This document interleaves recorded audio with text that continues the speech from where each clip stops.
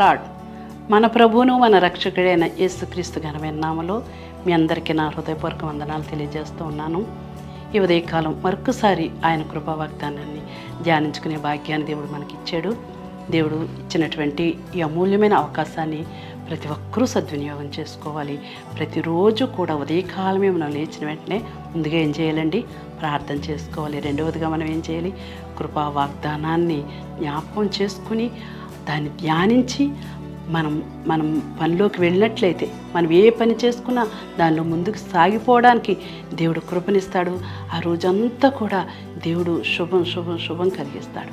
ఉదయకాలం కృపా వాగ్దానం వింటున్నావు కదా, దాన్ని నీ వింటమే కాదు కానీ కొంతమంది అనేక మంది ప్రజలకు దాన్ని వినిపించేటట్లుగా నీవు కూడా బాధ్యత వహించినట్లయితే దేవుడు నీ జీవితంలో కూడా గొప్ప కార్యం చేస్తారు. ఉదయకాలం దేవుడు మనకిస్తున్న ఈ కృపా వాగ్దానాన్ని ధ్యానించుకుందాం. నిర్గమాకాండం 6వ అధ్యాయము 1వ వచనం. బలమైన హస్తము చేత అతడు వారిని పోనిచ్చును, బలమైన హస్తము చేతనే అతడు తన దేశములో నుండి వారిని తోలివేయునని మోషేతో అనెను. దేవునికి మహిమ కలుగును కాక. ఈ సందర్భాన్ని మనం గమనించినట్లయితే ఆనాడు ఇశ్రాయేలు ప్రజలు ఐగుప్తు దాస్యంలో ఉన్నప్పుడు చాలా బాధలు, చాలా కష్టాలు అనుభవించారు. అటువంటి సమయంలో వారు చేసిన ప్రార్థన దేవుడు ఆలకించి మోషే నాయకత్వంలో వారిని ఆ దేశం నుంచి విడిపించి, ఆ చెర నుంచి విడిపించి, ఆ బాధ నుంచి విడిపించి పాలు తేనెలు ప్రవహించే దేశానికి మిమ్మల్ని తీసుకుని వెళ్తానని ఆయన ఇచ్చిన వాగ్దానం ప్రకారంగా మోషేను ఫరో ఎదురుకు పంపినప్పుడు ఫరో హృదయం కఠినమైపోతుంది. కానీ దేవుడు ఆ ఫరో హృదయాన్ని మరలా మెత్తని హృదయంగా చేసి కొన్ని అద్భుతాలు, కొన్ని ఆశ్చర్యాలు, కొన్ని సూచక్రియలు అతనికి చూపించి అతడు వారిని పోనివ్వడానికి దేవుడు కృప చూపించాడు. అయితే అదంతటికి కారణం ఏంటంటే యెహోవా బలమైన హస్తము చేతనే.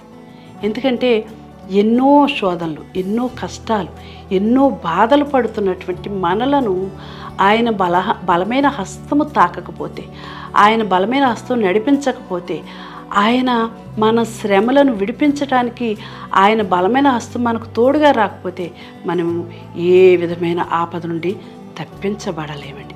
ఎటువంటి శ్రమ నుంచి మనం విడిపించబడలేము. ఇక్కడ ఫరో కఠినం చేయబడుతున్నప్పటికీ కూడా దేవుడు ఏం చేస్తూ ఉన్నాడు?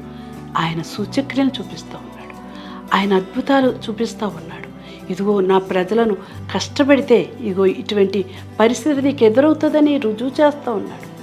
నిజంగా దేవాదేవుడు ఆయన ఏర్పాటు చేసుకున్న పిల్లల్ని, ఆయన్ను నమ్ముకుంటున్న పిల్లల్ని, ఆయన్ని వెంబడిస్తున్న పిల్లల్ని ఏమాత్రం విడిచిపెట్టే దేవుడు కాదండి. ఎన్నో కష్టాల్లో, బాధల్లో, శ్రమల్లో ఉన్నప్పుడు దేవుడికి మొర్ర పెడితే ఆ మొర్ర సరాసరి ఆయన దగ్గరికి చేర్చబడుతుంది.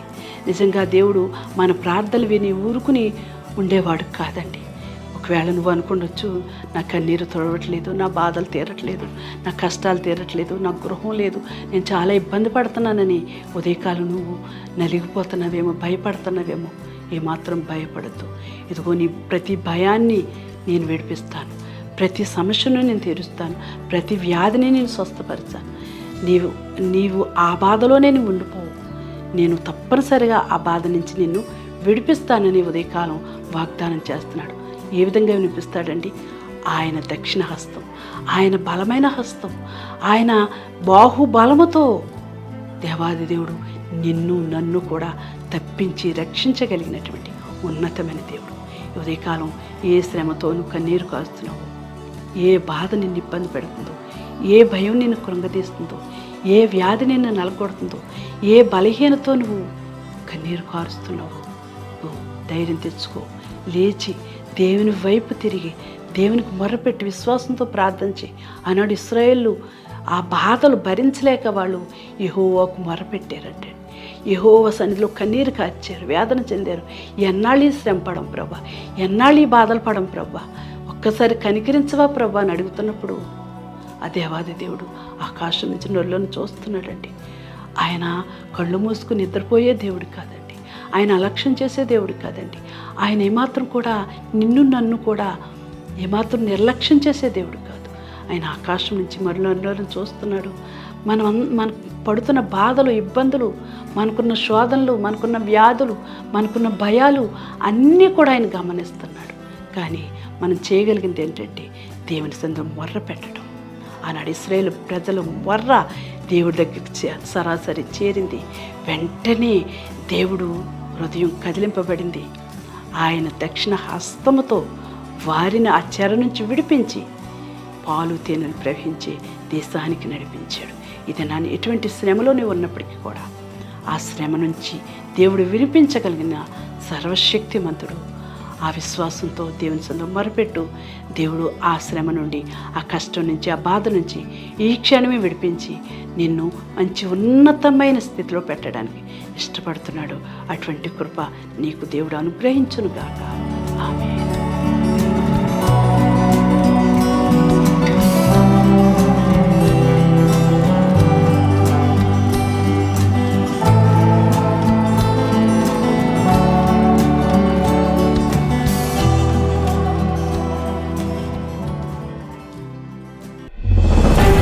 చిన్నమంద సత్య సువార్త 32వ వార్షికోత్సవ దీవెన పండుగలు ఫిబ్రవరి 3, 4, 5, 6 దీవెన గ్రౌండ్ కె గంగవరం నందు ప్రతిరోజు ఉదయం, మధ్యాహ్నం మరియు సాయంత్రం. ముఖ్య ప్రసంగికులు పాస్టర్ జాన్ వెస్లీ గారు, Hosanna Ministries Rajahmundry. Pastor Abraham గారు, Hosanna Ministries Guntur. Pastor Varghese గారు, విజయవాడ. పాస్టర్ జాన్ బాబు గారు, చెన్నై. పాస్టర్ సునార్ జోసెఫ్ గారు, కేరళ. చిన్నమంద క్వైర్ వారిచే అభిషేక ఆరాధన.